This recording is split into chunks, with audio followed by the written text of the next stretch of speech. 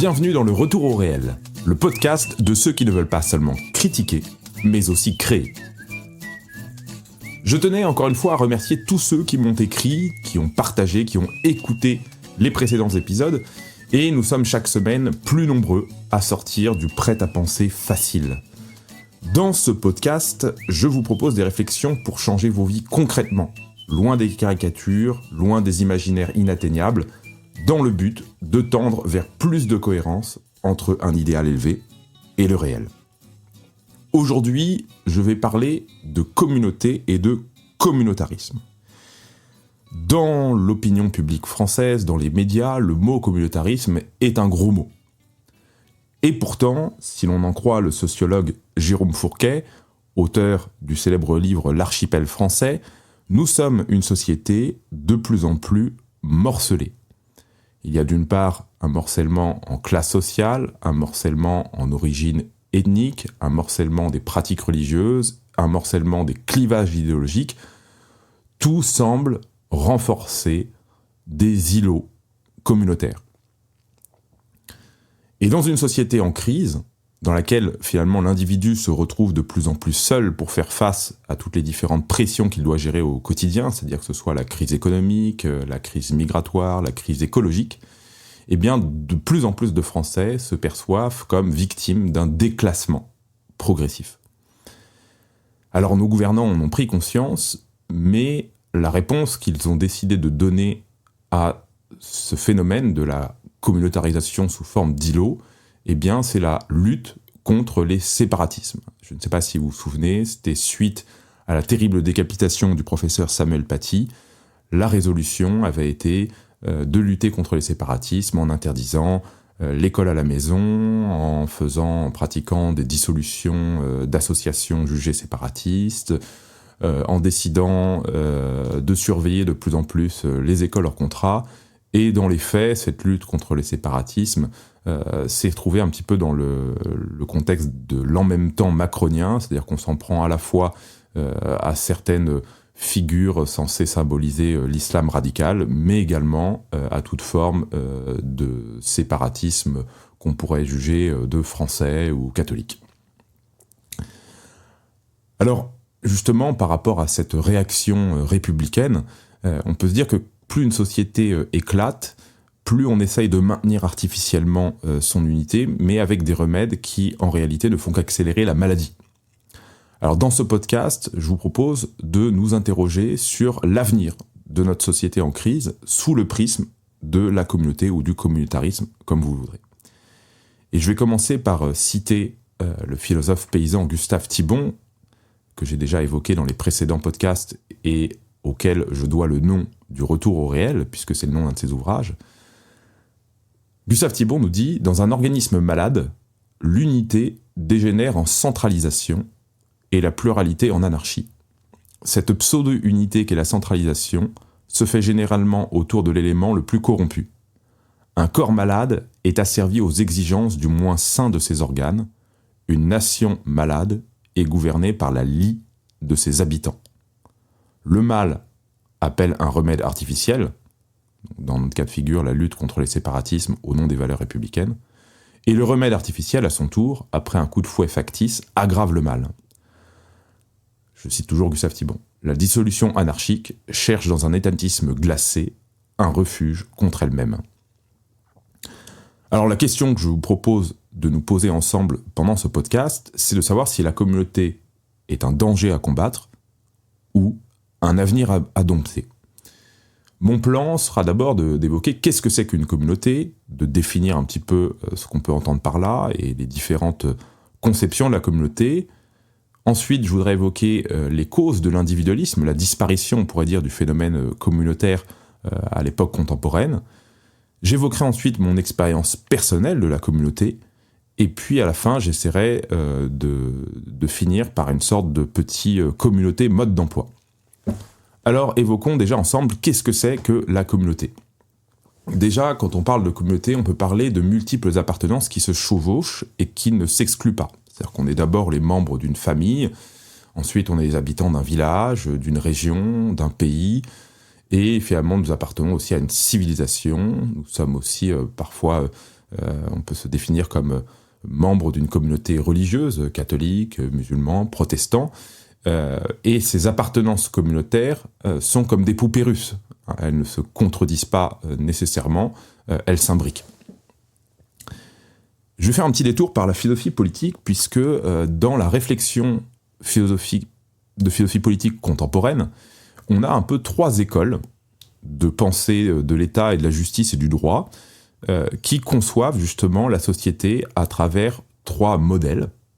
Le premier modèle, c'est le modèle libéral, qu'on retrouve notamment aux États-Unis. Le deuxième modèle, c'est le modèle républicain, qu'on retrouve en particulier en France. Et puis, le troisième modèle, c'est ce qu'on appelle le communautarisme, et qui est un modèle qui a été évoqué beaucoup par des philosophes anglo-saxons, comme en quelque sorte une troisième voie, ou en tout cas une issue, et souvent une critique du libéralisme. Alors, qu'est-ce que c'est que l'approche libérale ? C'est une approche qui part des individus. En fait, l'individu est la seule réalité politique qui existe. Les communautés n'existent pas à proprement parler, ce ne sont que des sommes d'individus. Et donc le sujet politique central, c'est l'individu libre et égal en droit, avant toute appartenance communautaire. Parce que les appartenances communautaires, dans la pensée libérale, sont le fruit d'une élection, d'un choix personnel, mais l'État n'a pas à en tenir compte parce que l'État doit rester neutre à l'égard de ce que pense chaque individu personnellement. Donc, dans une telle vision libérale, le droit se doit d'être simplement un contrat neutre entre les personnes. Le droit ne doit pas présupposer ce qu'on appelle une vision particulière du bien, c'est-à-dire une certaine forme de vision de la morale, parce que pour les libéraux, finalement, toute vision de la morale est fondamentalement subjective. Donc on est dans une forme de relativisme moral. Il n'y a pas de bien et de mal absolu en soi. Il y a simplement des choses qui sont bonnes à l'égard de certains individus et mauvaises à l'égard d'autres individus. Je donne un exemple un peu concret pour essayer de contextualiser ça. C'est le cas manifeste autour de la pornographie, de la prostitution, de l'homosexualité. À l'égard finalement d'un gouvernement libéral, eh bien ce sont des choix individuels et le droit ne peut pas remettre en cause les choix des individus à partir du moment où ces individus sont consentants. C'est vraiment le consentement qui fonde en quelque sorte, donc le contrat en quelque sorte, la légitimité d'une pratique ou d'une conduite morale. Mais du coup, ça implique aussi que toutes les religions, toutes les opinions, mais même aussi les pratiques commerciales se valent du moment qu'on ne force personne par la violence. Et l'exemple souvent un peu paroxystique, c'est celui, je crois, je ne sais plus le nom de la ville, je ne sais plus si c'est Rotterdam, Rothenburg, un cas de cannibalisme. En fait, une personne avait passé une petite annonce dans un journal cherchant une personne qui accepterait de se faire manger. Et comme cette personne a accepté volontairement d'être dévorée par celui qui avait passé l'annonce, dans une logique libérale, eh bien, le cannibalisme, à partir du moment où il est le fruit d'un consentement, pourrait, d'une certaine manière, être légitime. Alors évidemment, il y a eu un procès, une condamnation, mais c'est juste simplement avec cet exemple de montrer que si on pousse la logique à son extrême, eh bien, comme on dirait, voilà, le cannibalisme n'est plus qu'un goût culinaire parmi d'autres. Alors, face à cette approche libérale, qui est effectivement jugée très relativiste, très fondée sur un individualisme radical, il y a l'approche républicaine, et cette approche républicaine, évidemment, je trace à grands traits, je schématise beaucoup les choses, mais on pourrait dire qu'elle considère la communauté nationale comme la seule communauté qui est légitime sur le plan du droit. Donc finalement, les communautés subordonnées à cette communauté nationale ne sont pas reconnues. La République ne reconnaît aucune communauté, aucun culte à proprement parler. Elle est la seule communauté qui est légitime et il n'y en a pas d'autre en deçà d'elle. Mais dans cette vision républicaine, il y a des valeurs intangibles, qui sont donc les valeurs de la République. Alors dans le cas de la France, ces valeurs, leur contenu a pu évoluer au fur et à mesure de l'histoire, puisque la première référence aux valeurs de la République, c'était la bonne vieille morale de nos pères, un peu comme une boussole éthique républicaine. Aujourd'hui, il semble que d'autres impératifs aient pris le pas. En particulier, j'en vois 1, 2, 3, peut-être la lutte contre les discriminations, la laïcité, les droits de l'homme, qui font en quelque sorte le socle des valeurs de la République. C'est-à-dire qu'il y a une liberté d'expression, par exemple, mais qui ne peut enfreindre ces principes-là. Elle doit s'exprimer dans le cadre des valeurs de la République. Alors la troisième voie, la voie donc qui se définit, qui se qualifie elle-même de communautariste, elle a émergé à travers donc la pensée, les écrits d'un certain nombre de philosophes. Je pense notamment à MacIntyre, Joseph Sandel, dans les années 70, 80, 90. Et les tenants du communautarisme, en fait, ils ont une philosophie politique qui consiste à penser que la communauté, c'est un phénomène qui préexiste aux individus. C'est-à-dire qu'en fait, la communauté, elle est première et les individus naissent au sein de communautés. Alors, qu'est-ce que ça veut dire naître au sein d'une communauté ? Ça veut dire que finalement, les valeurs que vous allez porter dans vos opinions, dans vos croyances, dans vos actes, dans vos comportements, elles ne sont pas l'objet d'un choix. Ça, vous ne seriez pas finalement né dans un univers totalement neutre et aseptisé, et puis vous auriez fait votre choix de manière rationnelle ou intéressée de choisir telle valeur comme boussole éthique. Non, au contraire, c'est votre éducation, votre culture qui a fait de vous ce que vous êtes. C'est-à-dire que les jugements moraux que vous portez, de savoir si telle chose est bonne ou mal, c'est le fruit d'une culture, d'une éducation liée à l'appartenance à une communauté. Et donc, pour les philosophes communautariens, les vertus, le bien et le mal, ça précède finalement le droit. Et le droit doit finalement respecter ces différentes particularités des différentes communautés au sein d'un même État pour préserver la société et pas devenir un droit purement abstrait, purement contractuel. Et donc, concrètement, ça veut dire que l'État peut reconnaître les droits propres à une communauté ethnique, historique, régionale, religieuse, sans que ces particularismes soient niés par le droit national. C'est-à-dire qu'en gros, on va pouvoir appliquer dans telle région la pratique d'une certaine langue. C'est le cas par exemple du Québec. On va par exemple accorder tel particularisme régional ou culturel, tel privilège en quelque sorte, à une communauté définie. Et cette approche, elle est, je trouve, particulièrement intéressante parce que chez certains auteurs, pas tous, elle renoue avec la tradition philosophique d'Aristote qui pense la morale en termes de vertu et donc du coup le politique comme étant ce qui doit donner les conditions de possibilité de la pratique de la vertu. Alors, je clôt ce détour par la philosophie politique et pour évoquer aussi, on pourrait dire, une ambiguïté de la notion de communauté, surtout à notre époque. Parce qu'aujourd'hui, il y a des groupes qui se revendiquent en quelque sorte comme des communautés, mais qui, je pense, ne sont que des communautés très superficielles. Ce sont par exemple la communauté des geeks ou la communauté LGBT, etc. etc.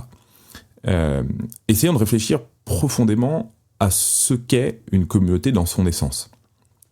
Une communauté, ça repose sur des échanges et sur une appartenance commune. Pas simplement que sur des valeurs partagées, parce que si on prend par exemple l'Europe avant la modernité, les différentes nations, les différents royaumes partagent des valeurs, mais pourtant ils sont capables de se faire la guerre entre eux. Donc les valeurs partagées ne suffisent pas. L'appartenance commune ne suffit pas aussi, puisqu'on peut connaître justement le cas de la guerre civile, et c'est justement d'ailleurs peut-être des guerres civiles qu'est née la modernité politique. Une communauté, ce n'est pas non plus une somme d'individus, mais c'est quelque chose de supérieur à cette somme. Par exemple, dans une forêt, ce n'est pas simplement une somme d'arbres, puisque lorsque il y a forêt, il y a aussi un écosystème qui apparaît, et cet écosystème, il n'est pas présent lorsqu'il y a un arbre isolé. Donc il ne s'agit pas simplement de multiplier les arbres, ou de multiplier les individus, de les additionner, parce que cette liaison communautaire va faire naître des coopérations, qui vont démultiplier, on pourrait dire, le potentiel humain individuel. Et ce qui fait pour moi, je pense, l'essence de la communauté, c'est la qualité des liens humains. Parce que ces liens humains vont faire éclore des fruits, et ces fruits, c'est ce qu'on appelle justement le bien commun. Je pense, pour vous donner des exemples concrets, à la naissance de vertus comme la confiance, la bienveillance, la solidarité. Toutes ces vertus vont rendre en quelque sorte superficielles les normes juridiques. Si par exemple vous prêtez un objet à quelqu'un qui est vraiment votre ami, à qui vous faites confiance, vous lui faites pas signer un contrat. Et c'est justement en fait au moment où les rapports humains se dégradent que le droit va devenir de plus en plus nécessaire à tout bout de champ dans les moindres domaines. Donc une vraie communauté organique, c'est vraiment lorsque toutes les relations sociales poussent chaque individu à voir dans son prochain un semblable. Alors évidemment, vous allez me dire, oui, mais là quand même, j'idéalise beaucoup trop, parce que effectivement, je pense qu'il n'y a jamais eu de communauté humaine sans médisance, sans jalousie, sans calomnie, sans conflit. La nature humaine est ce qu'elle est, évidemment, et la communauté parfaite n'existe pas. Mais néanmoins, si on veut pas non plus sombrer dans un relativisme absolu, il y a quand même une époque pas si lointaine où les parents laissaient jouer les enfants dans la rue tranquillement, sans inquiétude, où on ne fermait pas systématiquement la porte de chez soi quand on allait faire une petite course, ou même quand on était chez soi. Et puis une époque aussi où le droit, les assurances n'étaient pas aussi invasifs. Donc, quand je parle de communauté, je désigne vraiment la qualité des liens humains et pas une simple appartenance superficielle à un groupe tel qu'il en existe aujourd'hui à travers les différentes subcultures qu'on qualifie parfois de communauté. Ces dernières sont souvent fondées sur des modes, sur des intérêts individuels, sur des choses finalement qui restent assez superficielles. Alors venons-en justement à la disparition, au délitement progressif du phénomène communautaire en France. Alors qu'est-ce qui a participé à cela ? Je pense que c'est déjà dans un premier temps l'apparition de l'État moderne. Alors cet État moderne, il apparaît progressivement à travers l'histoire de France. On peut parfois voir quelques lignes de rupture, notamment le règne de Louis XIV, qui va développer une politique qui est assez centralisatrice, qui est assez hostile au système aristocratique et au reste de féodalité, qui développe petit à petit une bureaucratie incarnée par la bourgeoisie. Et donc du coup, ça commence quand même à bousculer peut-être les anciens cadres, parce que la vie communautaire, c'est un phénomène qu'on pourrait qualifier d'assez naturel, d'assez anthropologiquement finalement fondamental. Et d'ailleurs, si on reprend l'éthique d'Aristote, la politique d'Aristote, Aristote définit l'homme comme un animal politique. Qu'est-ce que ça veut dire un animal politique ? C'est un animal qui vit dans une polis. Et qu'est-ce que c'est qu'une polis ? Pour Aristote, pour un grec, c'est une petite cité d'environ 10 000 hommes. Et du coup, pour Aristote, il n'y a pas de vie humaine, à proprement parler, concevable en dehors de la communauté. Sinon, c'est soit la vie d'une bête sauvage, soit la vie d'un dieu, mais l'homme, à proprement parler, dans sa nature, est fait pour vivre dans une communauté. Et on voit que toutes les régions du monde, à travers l'histoire, ont été le théâtre d'une vie communautaire intense. On peut penser à la féodalité, on peut penser à l'éclosion des villages, des paroisses, des quartiers, des guildes, des corporations, etc. etc. Ce qui va accentuer l'étatisation et donc petit à petit justement une nouvelle forme de sociabilité, c'est le jacobinisme, c'est-à-dire cette tendance à la centralisation qui va mettre fin à toutes les communautés intermédiaires. C'est justement la disparition des langues régionales, des exceptions, du droit coutumier, etc., etc.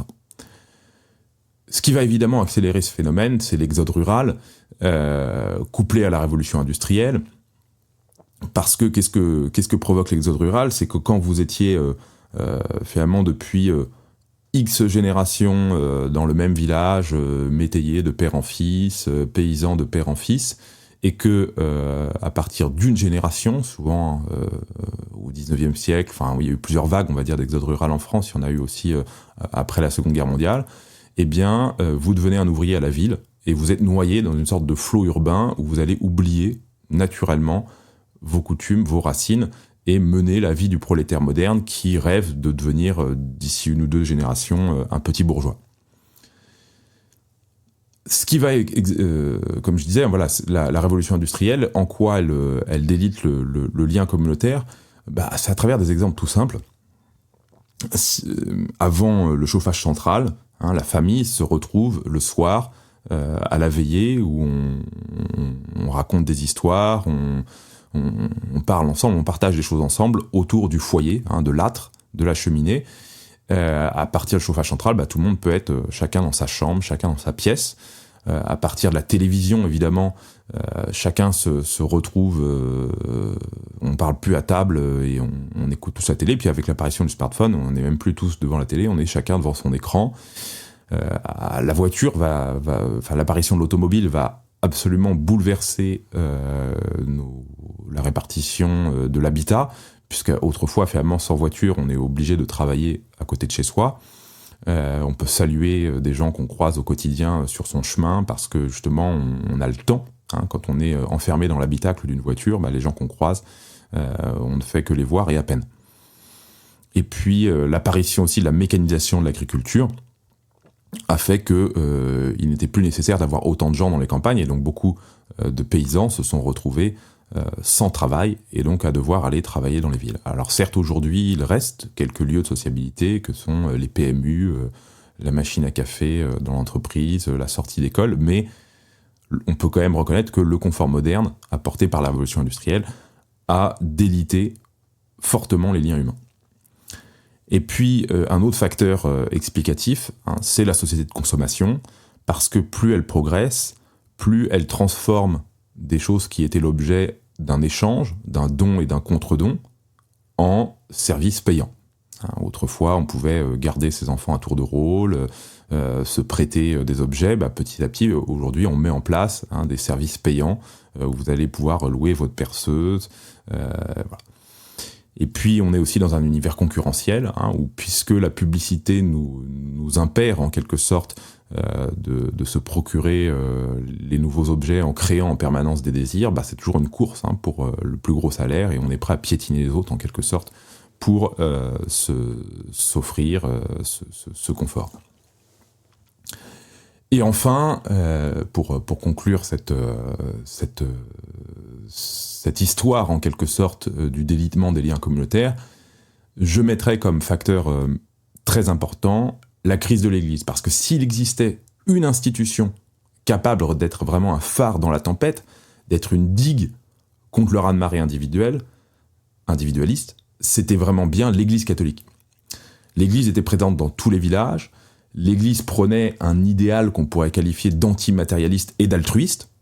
La mort était quelque chose qui était relativisé, qui avait peu d'importance, parce que justement l'Église prônait le bien mourir, et l'acceptation de cette mort, parce que justement l'homme n'était qu'un être de passage. Le paradis était réservé à ceux qui avaient été généreux, à ceux qui ne s'étaient pas économisés pour tout garder pour eux, et l'Église montrait l'exemple au plus bas de l'échelle, parce que le curé, c'était souvent un pauvre, qui donnait tout, son temps, son énergie, sa joie.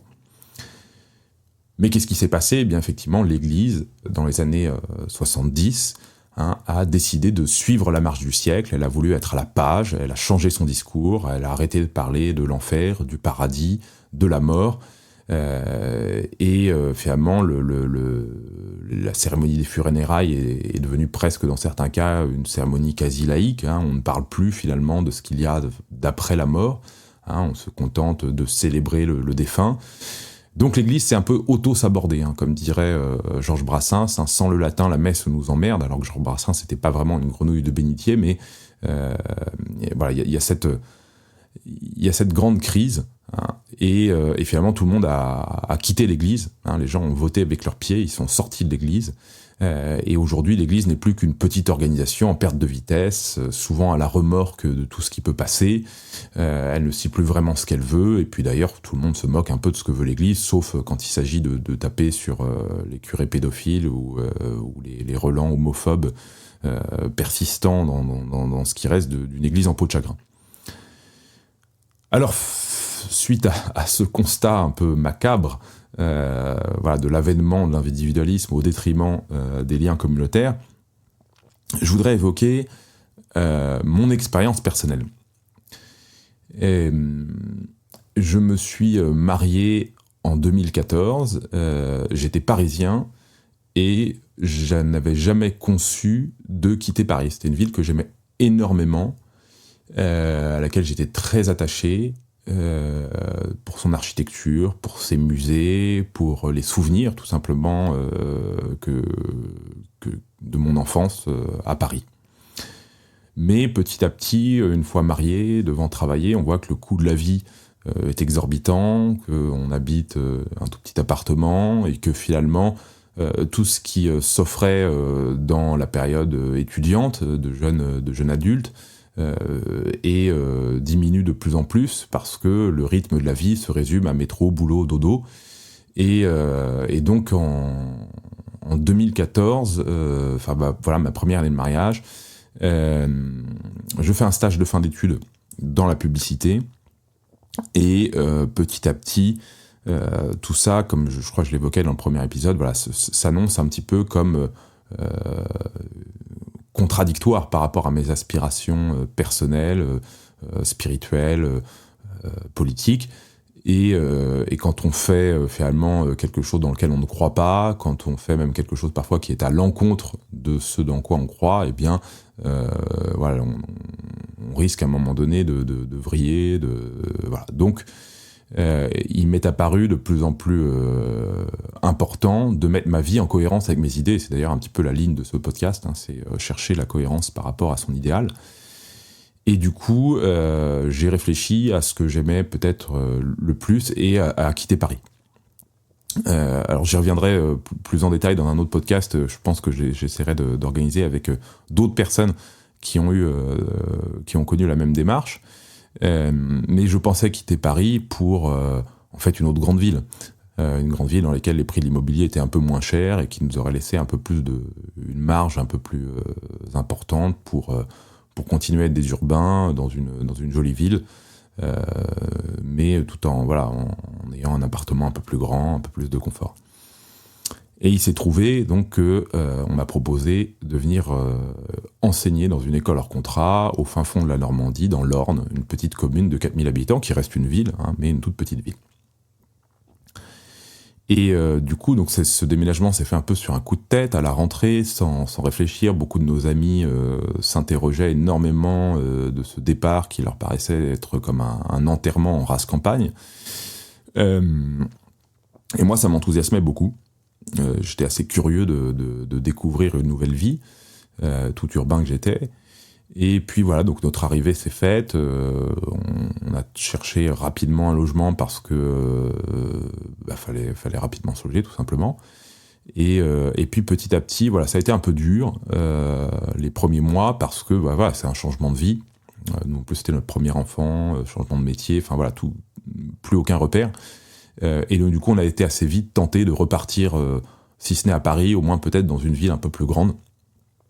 Voilà. Mais ce qui nous a retenus dans cette petite ville de Normandie, ce sont des rencontres d'amis qui nous ont poussés à rester dans la région et à se sentir bien, tout simplement.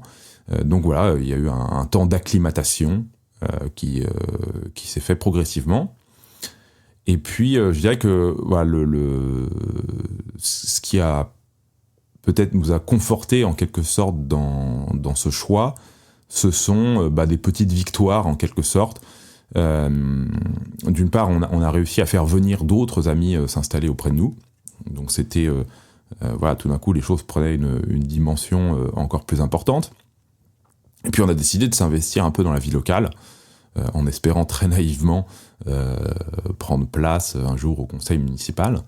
Donc on a lancé une petite association locale qui faisait du soutien scolaire bénévole. Enfin l'idée en gros c'était de dire qu'est-ce qu'on sait faire. Moi j'étais prof, donc voilà, aider des enfants à faire leurs devoirs, c'était pas quelque chose d'insurmontable. Et ça n'a pas vraiment pris parce qu'il n'y a pas eu beaucoup de demandes, enfin il n'y a peut-être pas eu assez de communication. Mais néanmoins, voilà, on pouvait bénéficier des locaux de la mairie. Il y a eu quelques contacts de prix. Et puis ensuite, ouais, moi j'ai rencontré le maire, j'ai plutôt sympathisé avec le maire de la ville. Il se trouve aussi que parfois, à certaines occasions, des fêtes organisées par la mairie, il nous arrivait avec nos amis de prêter main forte au conseil municipal, d'être présent, de participer un petit peu voilà, à une forme d'enthousiasme, etc. Donc qui a plu à certains membres du conseil municipal. Enfin voilà, ça nous était arrivé de souvent en fin de soirée d'être invité à prendre une bière avec les membres du comité des fêtes, etc. Et puis dans cette ville, alors la particularité de cette ville, c'est que justement comme il y avait une école hors contrat, Cateau, ça a attiré de plus en plus de familles. C'est-à-dire qu'en gros, il y avait à peu près 10 familles qui s'installaient tous les ans, enfin qui continuent toujours d'ailleurs. Donc c'est une sorte de croissance assez impressionnante et ça ouvre en quelque sorte des possibles. Voilà. Mais après ces quelques petites victoires, finalement, il y a eu quelques déconvenues. Et pour vous resituer les choses sans vous raconter tout dans le menu détail, mais aux dernières élections municipales, je discute un peu avec le maire, on évoque la possibilité justement d'être sur une liste, etc. Mais le maire était assez âgé, avait des soucis de santé, donc ne souhaitait pas se représenter aux élections municipales. Et puis tout d'un coup, il y a eu un article de presse qui est sorti. On était un peu dans la période de la crise des Gilets jaunes, et dans cet article, c'était une tribune du président de la communauté de communes qui évoquait une infiltration d'identitaires dans la ville de C. Et puis, suite à ce premier article, il y en a eu un deuxième, un troisième, etc. Le maire était accusé de cautionner la percée de l'extrême droite dans sa ville, etc. Sachant que, jusqu'à présent, on n'avait strictement rien fait, quoi. Et on n'avait pas des ambitions particulièrement claires. Évidemment qu'on souhaitait s'impliquer dans la vie locale, mais pas en créant un parti, en faisant une OPA sur la mairie. C'était loin de nos objectifs. Et donc du coup cette suite d'attaques un peu dans la presse à laquelle on a répondu comme on a pu, mais finalement parfois avec un temps de retard, ou voilà, on s'est retrouvé finalement non plus à la case du départ, mais presque à une case -1, parce que du coup en plus d'être simplement des nouveaux arrivants, on était des nouveaux arrivants avec une réputation de fachos, de gens qui font peur, etc. Ça a aussi inquiéter un certain nombre de gens qui s'étaient installés là, dans leur paroisse, en disant mais en plus si à cause de vos ambitions politiques, vos engagements, vous mettez en péril notre arrivée dans la ville, la tranquillité, la réputation de l'école, etc. Donc voilà, ça a généré un peu des frottements, des tensions, des médisances, des craintes, des peurs, etc. Bon voilà, puis en fait, en réalité, c'est un peu la découverte de la nature humaine, quoi. Et effectivement, et quand on vit dans une petite communauté, forcément, il y a toujours des frottements, des on-dit, des discussions, etc. Donc, quel serait mon bilan après 8 ans de vie dans ce qu'on pourrait appeler un retour à une forme de vie communautaire, même si je précise bien, pour pas que vous fassiez non plus de film, c'est une communauté assez informelle, c'est-à-dire qu'il n'y a pas de carte de membre, il y a simplement une paroisse, une école, et des gens qui se rencontrent régulièrement à la sortie de l'école, à la sortie de la messe, qui s'invitent à dîner, qui se prêtent des choses, se prêtent de l'aide dans les déménagements, dans les travaux, dans du prêt de matériel, etc. Les enfants jouent ensemble. Enfin bref, voilà, c'est ça finalement. C'est comme finalement un peu dans un village d'autrefois. Les gens sont amenés à se voir régulièrement et donc ils nouent des liens. Mais du coup, forcément, ces liens peuvent créer aussi des frottements, et c'est comme ça, c'est la nature humaine. Et je pense qu'il ne faut pas s'en lamenter, s'en attrister outre mesure. Alors, quel bilan ? Premier bilan, pour moi, c'est que tout prend du temps. C'est-à-dire qu'en gros, il ne faut pas rêver, lorsqu'on est un Parisien ou un héros rural qui s'installe à la campagne, du jour au lendemain, être accepté, devenir finalement un local en une génération. Je pense que c'est totalement impossible, et souvent, voilà, dans nos campagnes, il existe encore des gens qui vivent depuis plusieurs générations dans la région, dans la ville, et ils vous regarderont toujours, au bout même peut-être de la deuxième génération, comme étant quelqu'un qui vient de l'extérieur. Donc il ne faut pas rêver.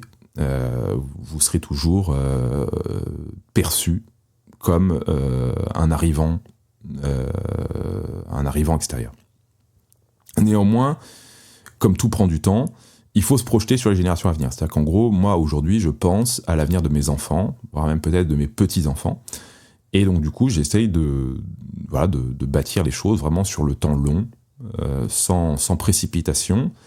Et puis, il faut aussi tenir bon dans les tempêtes. C'est-à-dire qu'en gros, tout bad buzz, shitstorm médiatique, c'est quelque chose d'éphémère. C'est-à-dire qu'en gros, ça excite une polémique et va exciter la presse locale parce que de toute façon, comme il se passe pas grand-chose d'excitant, à part les chiens écrasés et quelques actualités sportives ou associatives, quand il y a un peu une polémique à se mettre sous la dent, ça permet de gratter du papier et d'en vendre.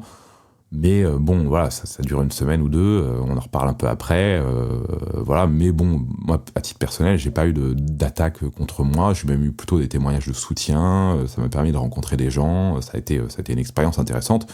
Voilà, donc, si jamais un jour, en vous installant en province, à la campagne, ou dans un petit village, tout d'un coup, vous êtes pris à partie pour vos opinions, vos prétendues opinions politiques, sachez que tout ne s'effondre pas, qu'il suffit juste d'être un peu patient, et puis on passe à autre chose un jour, c'est pas définitif.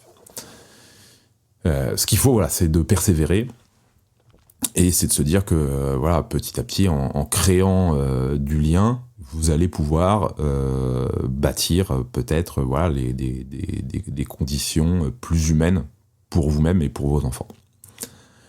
Alors, j'arrive à la dernière partie de ce podcast. Que faire ? Comment la communauté mode d'emploi ? Alors déjà, pour moi, le premier point, c'est que la base de toute communauté, c'est l'amitié. Et Aristote parle de plusieurs types d'amitié. Il y a les amitiés qui sont basées simplement sur l'intérêt. Elles ne sont pas mauvaises, mais elles sont en quelque sorte, on pourrait dire, insuffisantes. Il y a des amitiés basées sur la convivialité, le partage, la joie. Il y a des amitiés basées sur la bienveillance mutuelle, qui sont les amitiés qui se comptent souvent sur le doigt d'une seule main, parce que ce sont ce qu'Aristote appelle les amitiés vertueuses, les amitiés les plus absolues. Puis il y a ce qu'Aristote appelle l'amitié politique. Et qu'est-ce que c'est que l'amitié politique ? C'est justement, on pourrait dire, la bienveillance, la confiance, toutes ces petites vertus qui ont un peu disparu dans nos sociétés, et qui permettent justement de bâtir un lien social et des coopérations de qualité. Et donc, le socle d'amis, quel qu'il soit, quelle que soit la catégorie, parce qu'effectivement, il faut des amis de toute catégorie, c'est le socle, la base de toute communauté possible. Et du coup, pour ça, je vous inviterai à ne surtout jamais déménager dans un trou paumé tout seul. Quitter un centre urbain anonyme ne doit pas se faire n'importe où, n'importe comment.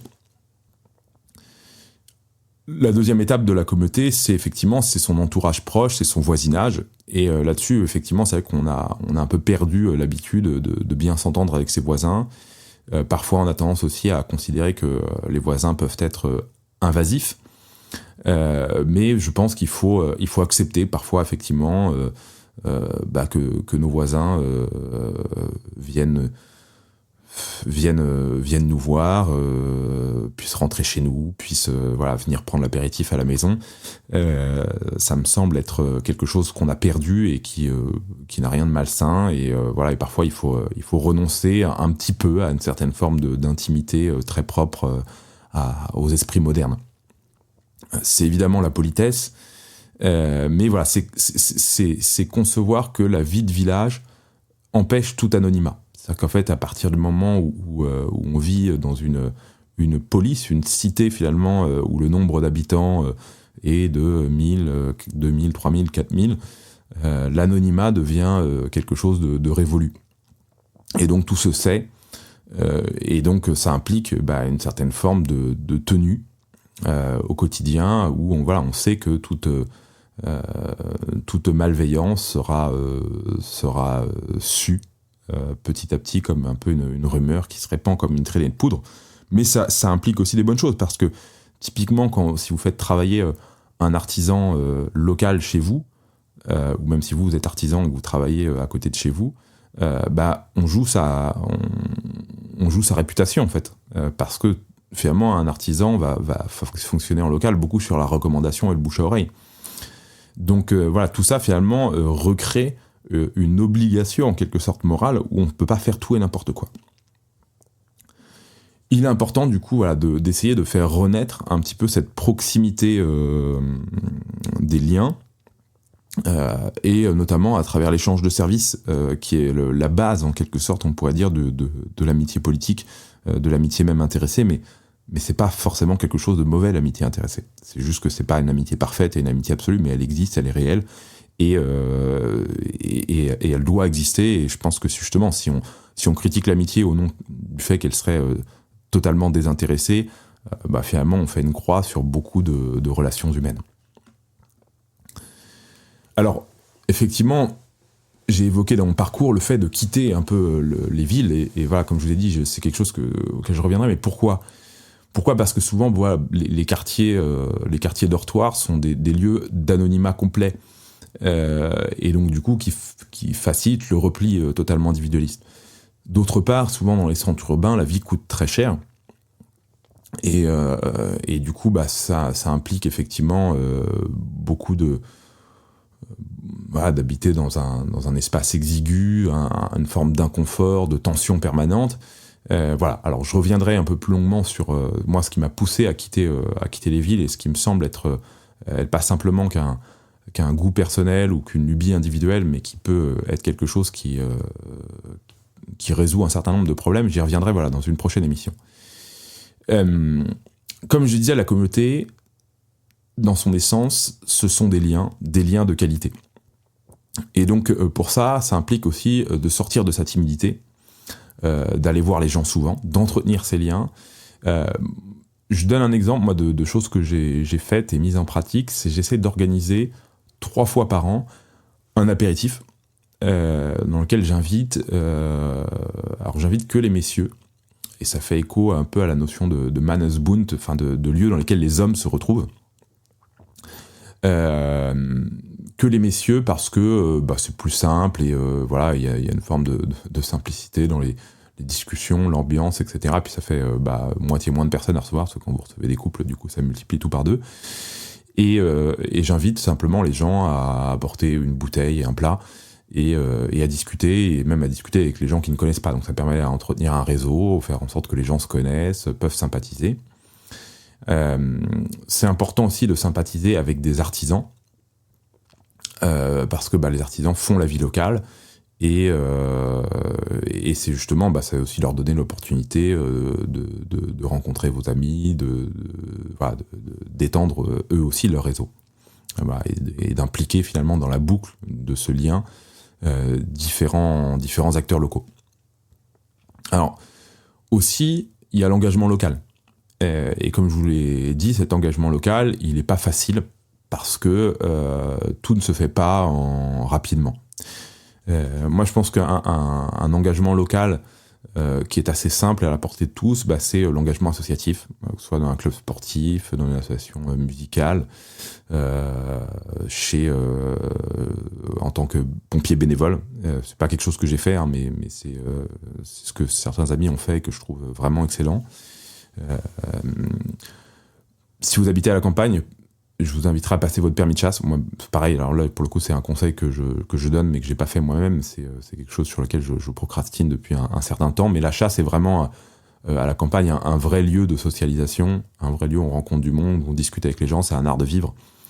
Donc c'est vraiment une bonne idée que de passer son permis de chasse et d'aller chasser avec son voisin ou avec des gens que vous allez rencontrer. Mais ce qui me semble aussi être particulièrement efficace et important, c'est de monter votre entreprise localement, de travailler en local et pas simplement en télétravail, de garder votre activité à Paris ou purement à travers vos réunions ou vos déplacements.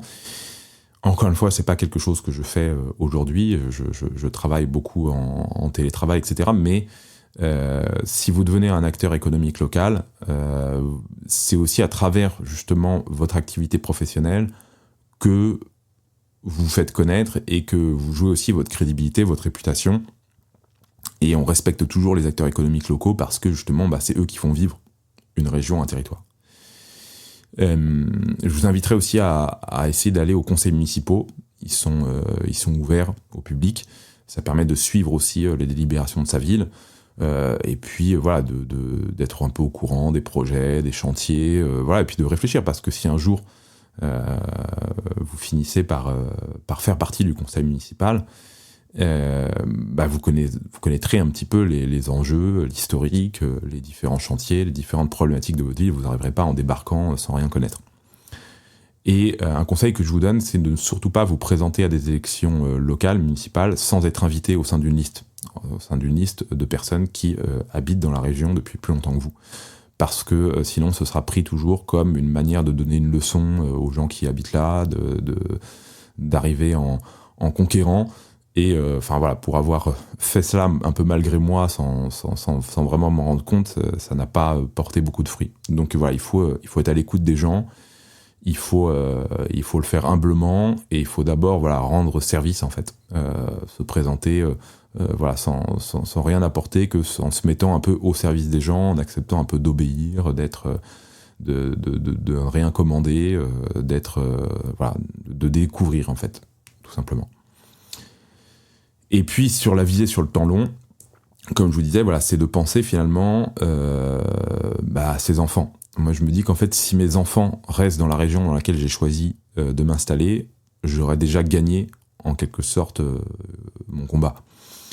Donc c'est pour ça que dès aujourd'hui, j'essaye de réfléchir aux possibilités de métier de mes enfants. Je réfléchis à monter mon entreprise localement pour éventuellement la transmettre à mes enfants si ça leur plaît. Et puis de cultiver un bon réseau local pour justement développer des projets professionnels dans la région, mais toujours en gardant à l'esprit qu'il ne faut pas aller trop vite. Et puis un autre point qui me semble être un facteur de redynamisation du lien social et communautaire, ce sont des lieux comme les paroisses et les écoles. Moi, dans mon cas, dans le cas de la ville dans laquelle j'habite, c'est vraiment les écoles qui sont un pôle d'attraction, puisque, comme je vous le disais, quasiment plus 10 familles s'installent tous les ans pour les écoles. Donc, ne déménagez pas sans avoir pensé à ces questions-là. Où est-ce que vous irez à la messe si vous êtes catholique ? Où est-ce que vous mettrez vos enfants à l'école ? Parce que ce sont vraiment des lieux qui constituent en quelque sorte des pôles de vie et qui vont attirer aussi beaucoup de gens. Alors attention aussi, parce que dans le cas notamment de la paroisse et de l'école, ça peut aussi être des facteurs d'exclusion. C'est-à-dire que typiquement, moi, dans la ville dans laquelle je suis, c'est pas le cas de tout le monde, et peut-être même pas la majorité on pourrait dire des autochtones, mais l'école, comme c'est une école catho, hors contrat, etc., elle inspire aussi des fantasmes, une certaine méfiance, etc., et beaucoup de gens s'imaginent que c'est, je sais pas moi, une école de riches ou une école d'intégristes, etc. Et donc, l'école, l'école et la paroisse, ça peut être aussi un facteur de division. Mais il faut aussi le relativiser, c'est-à-dire que c'est pas non plus un facteur absolu d'exclusion. Moi, dans le cas de la ville dans laquelle j'habite, il y a beaucoup de gens qui sont venus à la fois, justement, par la rencontre de gens un peu qui ont leurs enfants dans les écoles ou qui vont à la messe dans la paroisse. Et donc c'est pas ça peut être un pôle justement qui ne vit pas dans l'entre-soi, mais qui est un pôle d'évangélisation aussi. Et puis justement par rapport à cette question de l'école, par exemple si vous décidez de monter une école aussi dans un lieu dans lequel il n'y en a pas, une école hors contrat ou une école un peu particulière, Je pense que souvent, peut-être un peu le travers des écoles hors contrat, notamment des écoles hors contrat catholiques tradies, c'est qu'elles ont une tendance à être un petit peu trop élitistes. Et je trouve qu'il faudrait parfois chercher un juste équilibre entre l'élitisme et la démagogie. C'est-à-dire que d'un côté, voilà, si les enfants ne connaissent pas leur table de multiplication en CM2 et qu'ils ont des grosses difficultés de lecture à l'entrée en 6e, c'est un peu un problème. Mais si voilà, dès le CP ou le CE1, on les gave en quelque sorte avec une surstimulation de compétition, etc., forcément, c'est pas un modèle qui convient non plus pour tous les enfants. Donc il faut aussi penser l'école, peut-être pour qu'elle soit capable de convenir quand même au plus grand nombre, et même aussi à des gens qui sont issus de milieux culturels ou sociaux moins favorisés souvent que voilà, la bourgeoisie catholique, qui parfois est le milieu social un petit peu assez quand même présent dans les milieux catholiques, traditionnalistes, etc. Alors, pour conclure ce podcast, je vous rappelle, c'était de se dire, voilà, est-ce que la communauté, c'est un danger ou un avenir à dompter ? Effectivement, quand on parle de communauté, il n'y a pas que justement ces communautés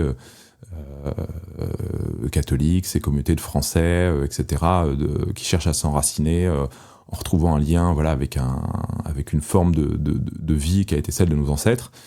Il y a aussi les communautés issues de l'immigration, et donc qui constituent effectivement des pôles, on va dire des tâches en quelque sorte sur le territoire, des territoires perdus, des zones de non-droit, etc., etc.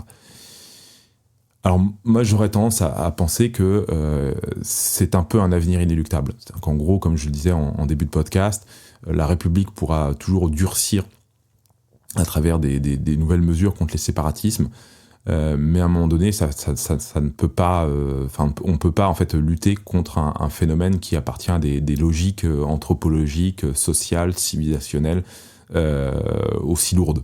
C'est mon opinion, je me trompe peut-être. On verra bien ce que l'avenir nous dira.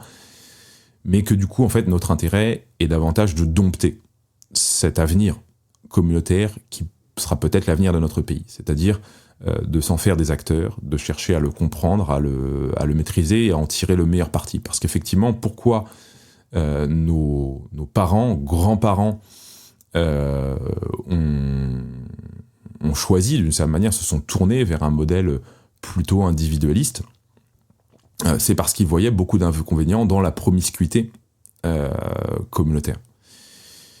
Et du coup, voilà, notre cœur parfois peut balancer parce que comme nous sommes des modernes, comme nous sommes finalement assez individualistes de par notre éducation, nos modes de vie, la communauté peut faire peur parce que la communauté, c'est le regard d'autrui, c'est les frottements, etc. Moi, j'ai tendance à penser que tous ces inconvénients propres à la vie communautaire valent 1000 fois mieux que l'individualisme nombriliste qu'ont choisi en quelque sorte les boomers et les 68A. Parce que cet individualisme est une impasse, on finit seul, on finit frustré, on finit triste, malheureux, et que la communauté, malgré ces travers qui en fait sont tout simplement liés à la nature humaine telle qu'elle est depuis des milliers d'années, et qui ne se réformera pas de manière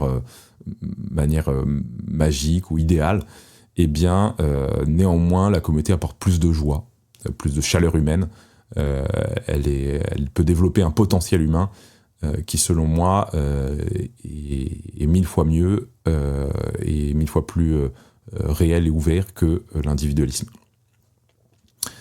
Alors, dernière question qu'on pourrait aussi poser par rapport à ce discours, c'est mais est-ce qu'il n'y a pas un paradoxe ? Parce que la communauté, par définition, c'est quelque chose qui nous précède et qu'on ne choisit pas. Or, justement, si nous sommes dans le contexte de l'individualisme moderne, contemporain, des grandes villes, des centres urbains anonymes, peut-on choisir une communauté ? Peut-on créer une communauté ?